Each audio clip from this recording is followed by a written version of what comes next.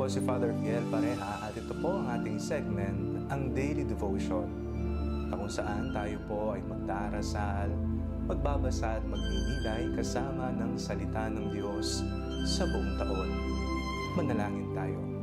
Sa ngalan ng Ama, ng Anak at ng Espiritu Santo.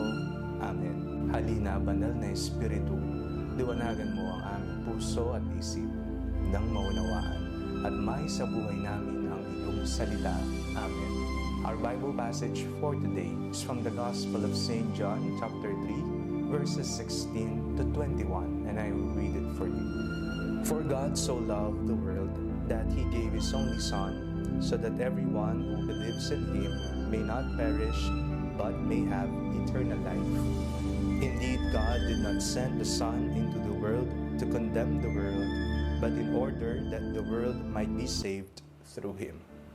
Those who believe in Him are not condemned, but those who do not believe are condemned already, because they have not believed in the name of the only Son of God.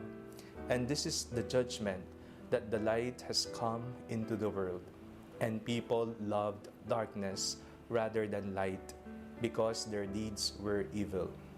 For all who do evil hate the light and do not come to the light, so that their deeds may not be exposed.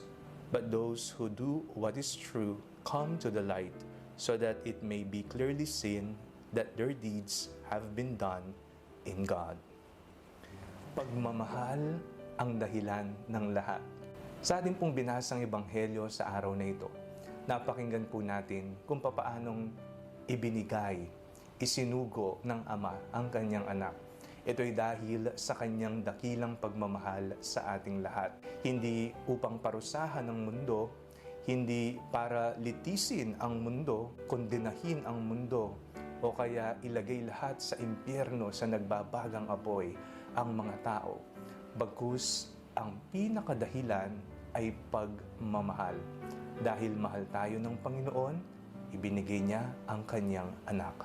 At sino mang maniwala sa Kanya ay magkakaroon ng buhay na walang hanggan. Paniniwala. Ito po'y napakahalaga sapagkat ito po ang bumubukas sa atin upang makilala natin, mapagsilbihan natin at mahalin natin ang isang Diyos na nagmamahal sa atin.